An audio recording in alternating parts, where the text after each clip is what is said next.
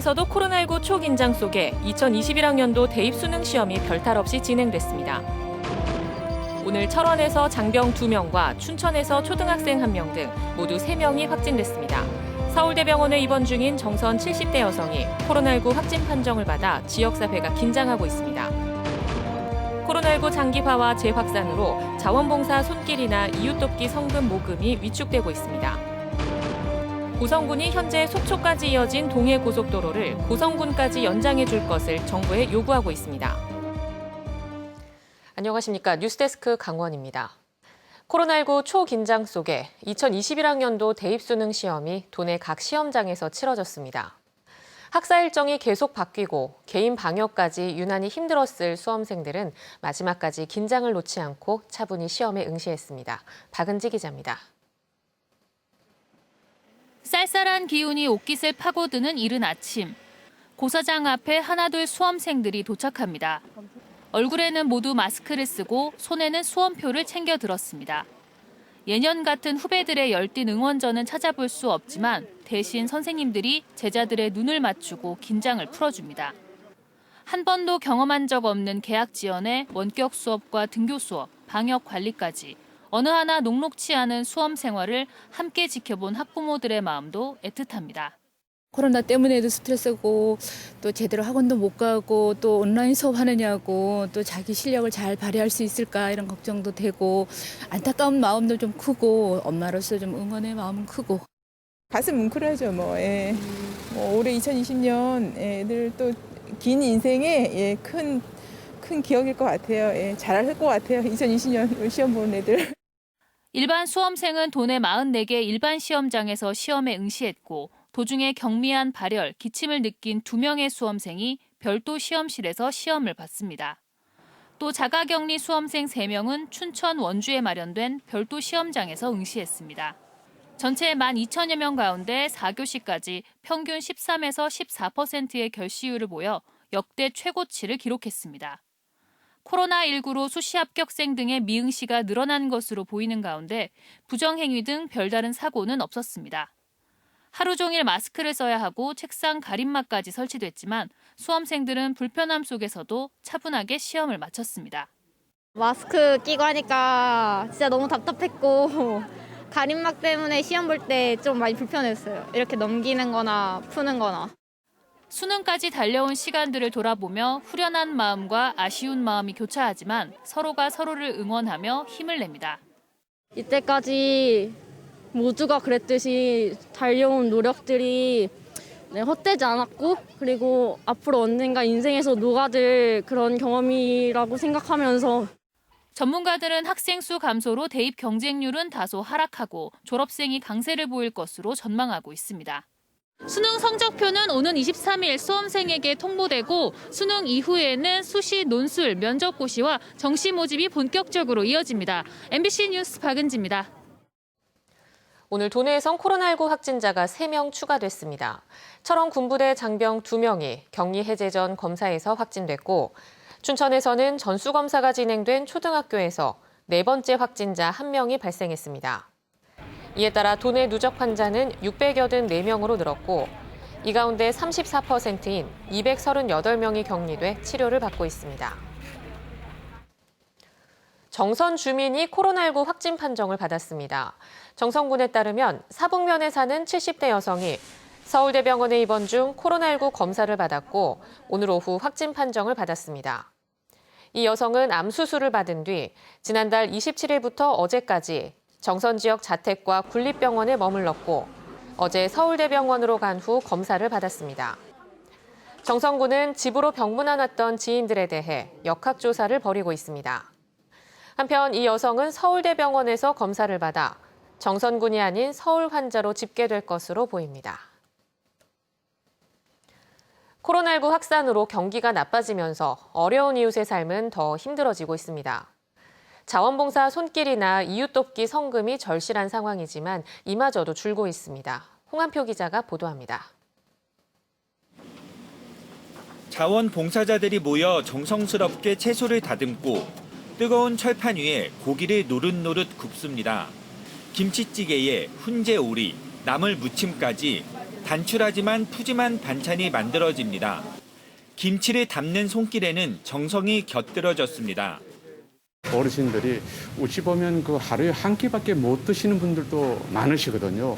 그래서 이걸 드시고 난 다음에 또 힘을 내셔갖고 오래오래 건강하셨으면 그런 마음으로 조금 도와드리고 있습니다.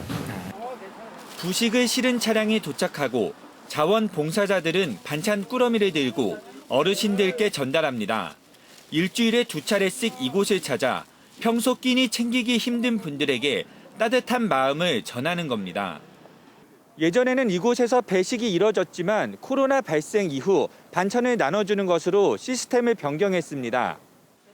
코로나19로 대면 접촉이 어려워지면서 이웃들이 모여 식사하는 방식은 도시락 전달로 변경했습니다. 부식 같은 거라든 반찬 같은 게 제일 문제가 돼요. 그래서 저희가 농가 먹기 운동이라고 지금 하고 있는데 한 300가구를 저희가 일주일에 한 번씩 저희가 반찬 배식 작업을 봉사자들이 직접 전달해드리는 작업을 하고 있고요. 코로나19 예방 차원에서 돌봄이나 말벗 대기, 집 고쳐주기 등의 대면 접촉 자원봉사는 전면 금지됐습니다. 강릉시 종합자원봉사센터에는 약 830개 단체 3만 5천 명 가량이 가입돼 있는데 코로나19 발생 이후 활동이 40% 가까이 줄었습니다.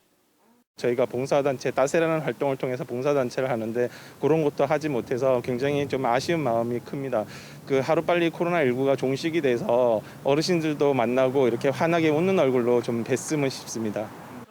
코로나19는 온정의 손길마저 움츠러들게 하고 있습니다.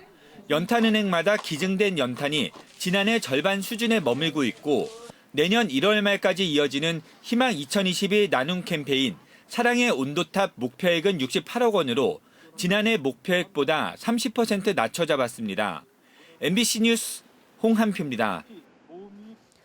강원 동해안 시군 가운데 유일하게 고속도로가 지나지 않는 곳이 고성군입니다. 고성 지역에서는 현재 속초까지 이어진 동해고속도로의 연장을 요구하고 있습니다. 배연한 기자입니다.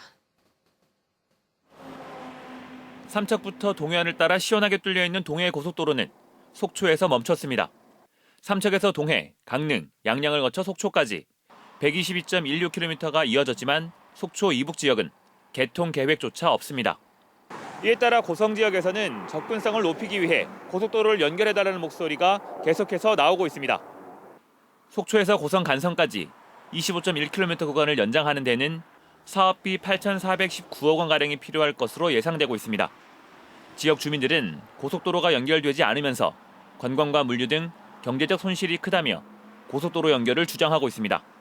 속초까지는 돼 있고 전국이 다 고속도로가 있는데 저희 지역만 유난히도 고속도로가 없습니다. 또 금강산 관광 중단 이후 지역이 이렇게 힘든데도 불구하고 도로가 없어서 관광객이 많이 줄지 않았나 싶습니다.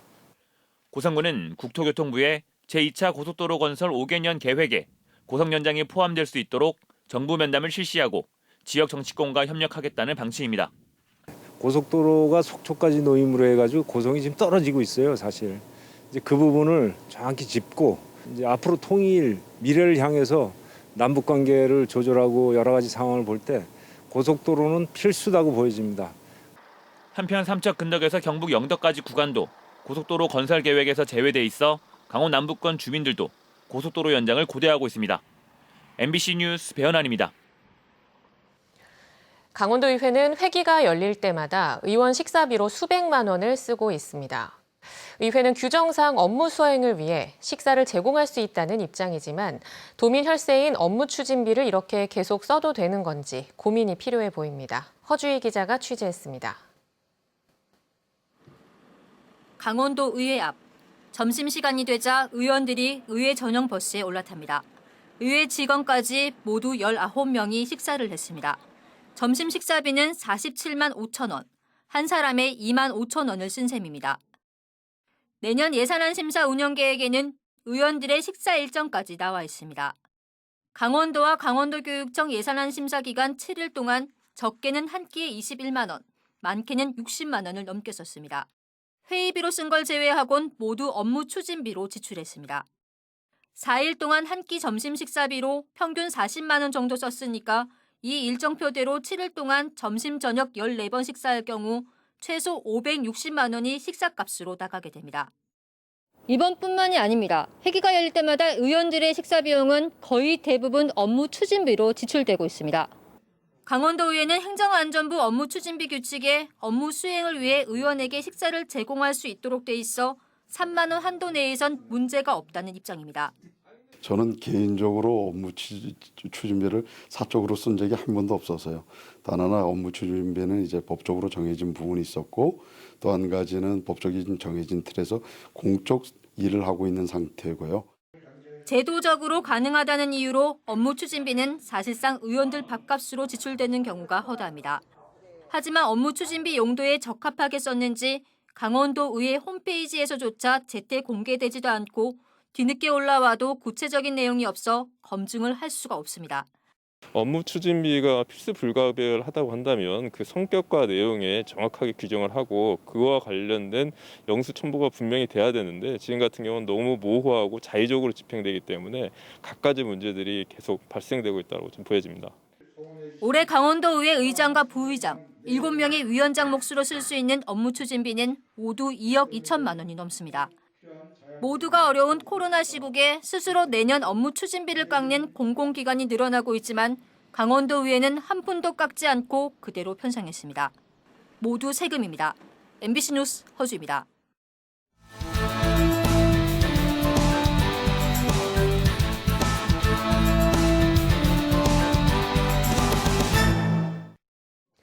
강릉시가 사회적 거리 두기 단계를 현재와 같은 1.5단계로 당분간 유지하겠다고 밝혔습니다.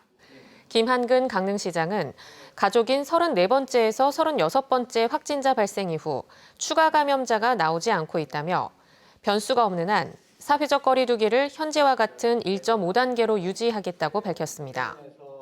강릉시는 새마을금고 방문자와 직원, 아파트 주민 등 1,600여 명을 긴급 검사했는데 모두 음성 판정을 받았습니다. 다만 자가격리자가 177명이나 되는 만큼 나중에 확진자가 나오면 거리두기 단계 조정을 검토하겠다고 밝혔습니다. 삼척의료원을 이전한 뒤 기존 건물을 철거하는 계획에 대해 반대하는 의견이 삼척시의회에서 나왔습니다. 김희창 삼척시의회 부의장은 오늘 본회의 발언을 통해 삼척의료원을 이전하고 건물을 철거하면 인근 상권이 침체될 우려가 있다며 활용 방안을 모색해야 한다고 주장했습니다. 김희창 부의장은 건축가와 전문가들의 아이디어를 공모하면 뜻밖의 다양한 대안이 도출될 수 있을 거라고 제안했습니다. 동해안권 경제자유구역청에 대한 강원도 감사가 진행 중인 가운데 동해시는 특별감사반에 관련 자료를 제공하며 철저한 감사를 요청했습니다. 동해시는 망상지구 개발 사업자 공모 과정에서 경자구역청이 해당 업체의 재무 건전성이나 보유자금 조달 능력, 유사사업 경험 등을 제대로 검토하지 않았다며 공모 당시와 현재 제출된 재무제표에 차이가 나는 점을 규명해 줄 것을 주문했습니다.